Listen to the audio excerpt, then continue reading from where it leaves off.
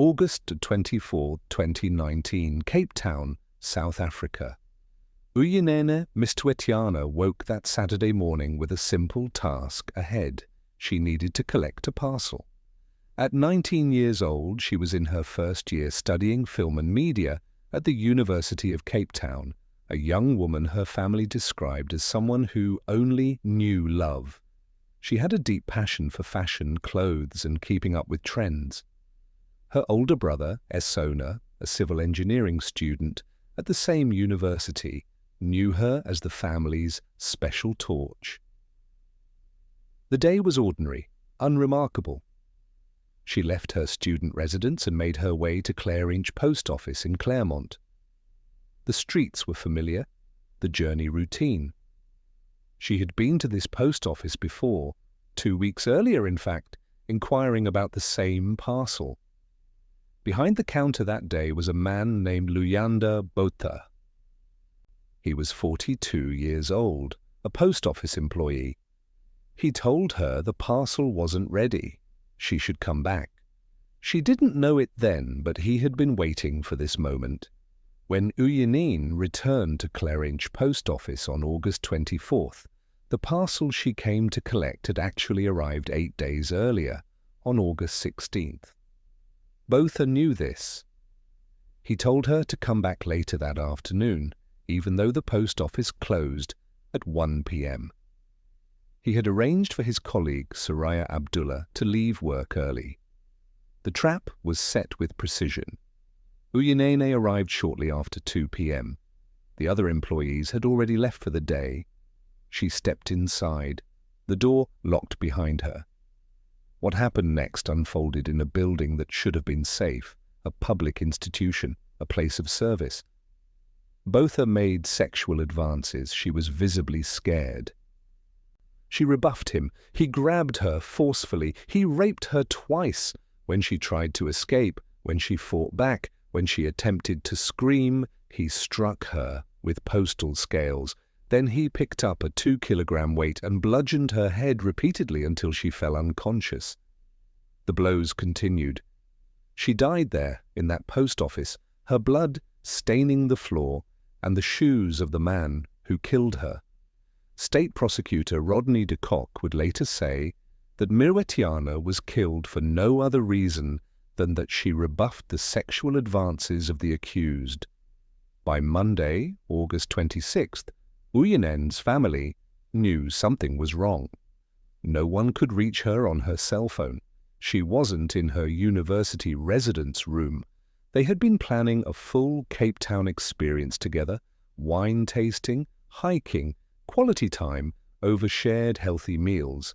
Instead, they filed a missing persons report.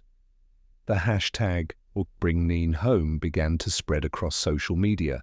Friends, family, strangers, they distributed leaflets, shared posts, searched. For 9 days, Cape Town held its breath. Botha had returned to the post office the day after the murder to retrieve her body from where he had hidden it in the safe.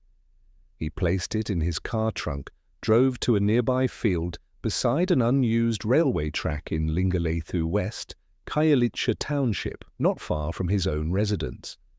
He doused her body with petrol and set it on fire. A body was discovered on August 26 in that exact location, but it took days to identify whose it was. DNA tests were conducted, an autopsy performed. While the nation searched for Uyinene, her remains had already been found.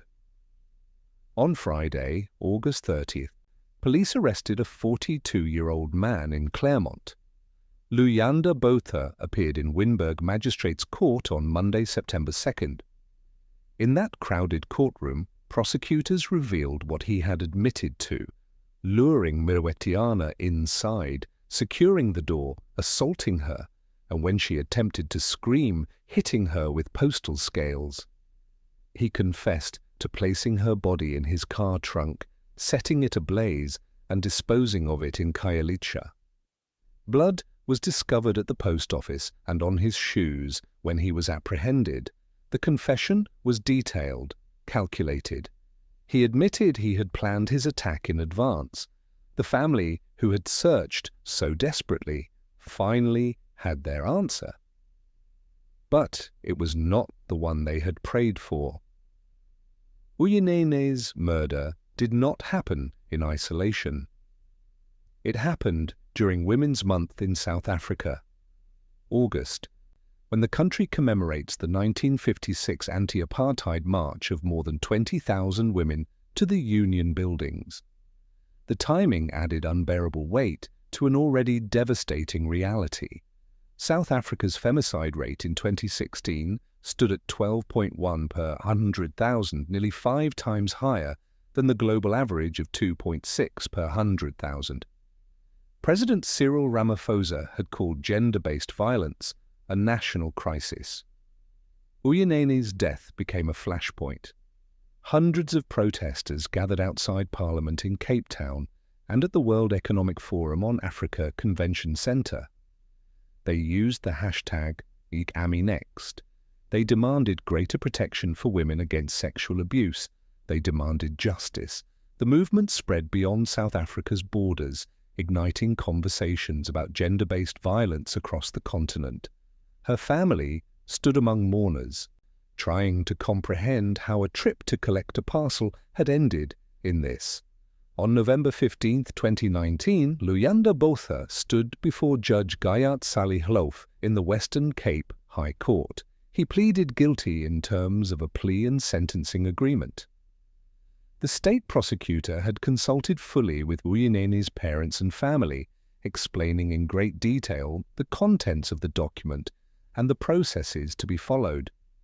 Uyinene's family sat in the courtroom as the proceedings continued. Botha was sentenced to 3 life terms, 1 for murder, 1 for each of the 2 counts of rape, and 5 years for defeating the ends of justice by disposing of her body, setting it alight, and cleaning up forensic evidence. The sentences would run concurrently. He would only be eligible for parole after serving 25 years. The courtroom heard every detail. The family endured every word. The South African Post Office launched an internal investigation into the circumstances that led to Botha's employment. They closed Claremont Post Office to allow police forensic teams to conduct their work unhindered. They assured the public they were committed to getting to the bottom of what happened, but no investigation, no sentence could return Uyinene to her family. Her memory lives on through the Uyinene Mrwetyana Foundation, a unity walk held in her honor, and the Uyinene Mrwetyana Scholarship for Women in Humanities. Her brother Sona, who graduated in 2021, carries her memory forward. She went to collect a parcel. That was all. A routine errand on a Saturday afternoon. The kind of task anyone might do without a second thought. The kind of place that should have been safe. A post office. A public building. Daylight hours. But safety is not guaranteed by location or time of day.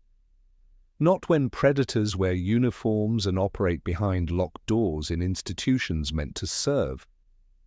Not when a man can plan an attack 2 weeks in advance, arrange for colleagues to leave early, and create the perfect conditions for violence. Uyinene fought back. She tried to scream. She tried to escape. Her resistance cost her everything. 25 years until parole eligibility. That is what the law offers for a life extinguished at 19, for a future erased, for a family shattered. The AmINext movement asked the question that still echoes.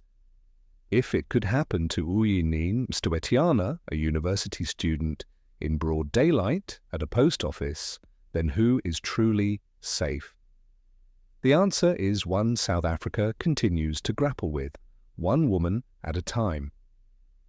One hashtag at a time, one movement demanding change in a country where the statistics tell a story too many families know by heart.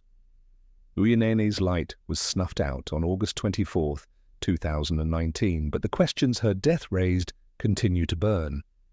and the movement she sparked refuses to be silenced.